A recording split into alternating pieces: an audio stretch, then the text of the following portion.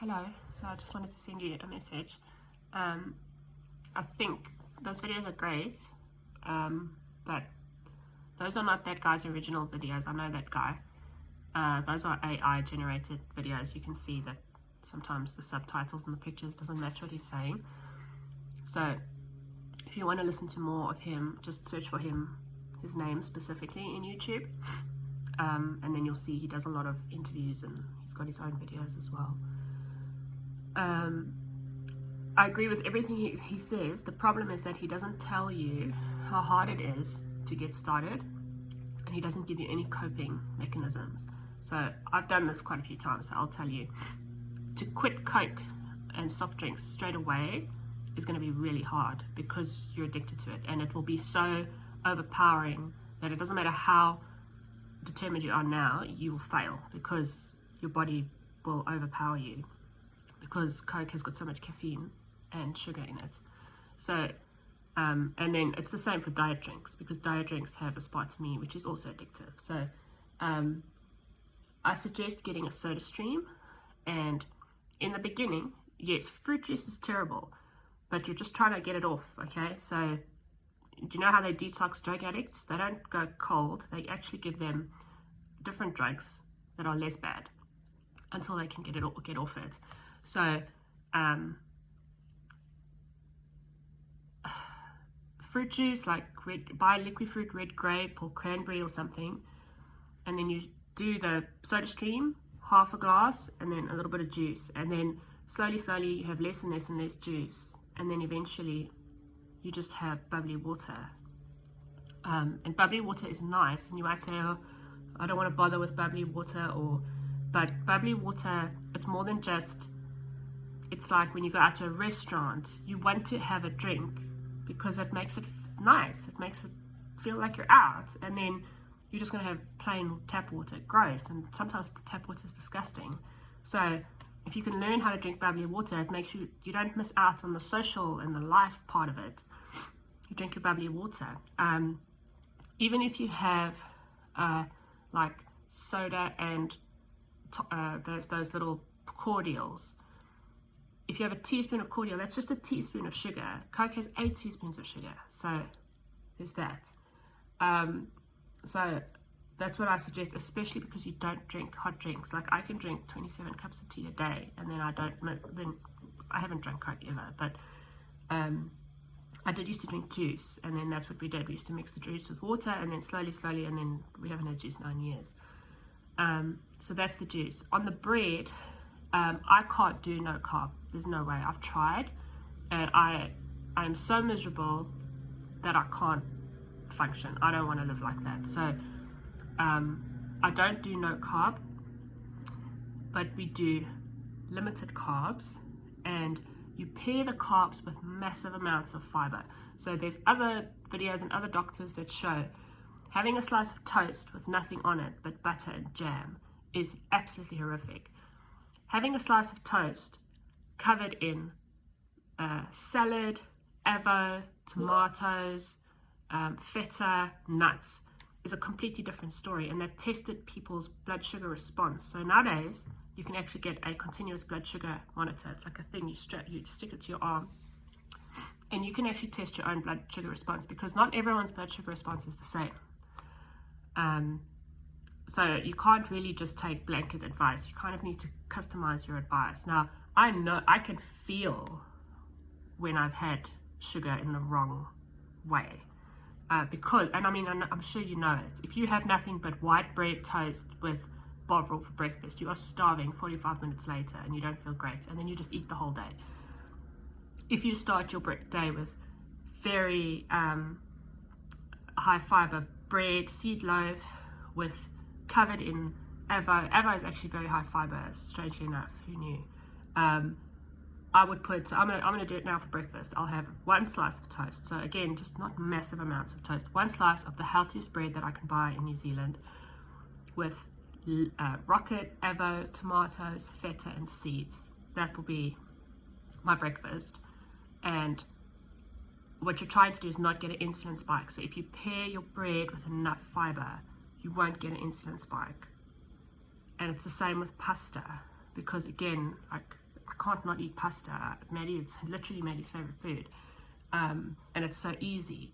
But if you make your thing that goes with the pasta a sauce that's full of lentils, that's full of mincemeat, that's full of onions and leeks, that recipe that I showed you, onions and I didn't show you I showed you I sent you a video of the mince. So as much vegetables, carrots, onions, leeks, lentils, you make that so full of fiber that when you put it with a little bit of pasta, it kind of neutralizes it, because what it does is the fiber covers the carbs and it stops it from being absorbed in your bloodstream too quickly. Anyway, I've learned this from years and years of reading and watching videos of doctors and all sorts of stuff. So that's the two things that I would just suggest as coping mechanisms. So when I make my toast, I'll show you the two different breads that we've got, and one is better than the other one. I can't always get the super healthy bread, but like white bread, obviously no. Pastries, no. Pies, no. Donuts, obviously the stuff. So if you go too hard, you're going to fail, because it's difficult and you haven't practiced, and you're going to set yourself up for failure. So the first thing you actually need to do is you need to go grocery shopping, and you need to buy so much food that you cannot not have something to eat, something healthy, something to make. And I have found the last year or so that we exclusively make our own food. I do have a lot of waste, but the cost of the waste, so the value of the waste, that I do manage the waste very well, but I do still have waste. I'll end up buying something and we don't use it and it goes bad. The cost of that $2 eggplant that we don't use, or one zucchini out of a bag of zucchinis that we don't use, which is 50 cents. If I waste 10% of all the vegetables I buy and fruit in a week, it's maybe $10. To go out to eat, to get a pizza, is $23. So by flooding your kitchen with food and always having something to eat, you will have some waste, but that waste will be massively less than the cost of eating out or getting a takeaway, and you don't eat the bad takeaway and the bad food.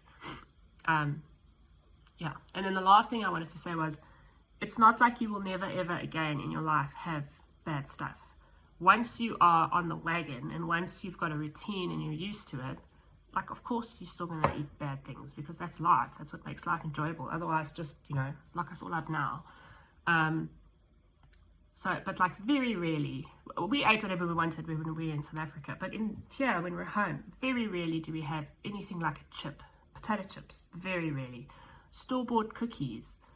If I want cookies, I make it myself. But like, if you wanted to buy store-bought cookies, the plainest, simplest thing that you can buy, like a Marie biscuit that doesn't have the icing, it's probably the best option. Cake, we eat cake all the time because I bake all the time, but I bake everything from scratch, so I know exactly what's going in there. There's no vegetable oils, there's no preservatives, there's no, I use a lot of almond flour, so just like, realistically. But I mean, we still go out to a cafe if it's rainy and you have a piece of cake, and like, it's no big deal. But if you're doing it 90% of the time, then 90% of the time it's enough to change your life and your hormones and stuff. So yes, so I can tell you, I used to have insomnia, no problems.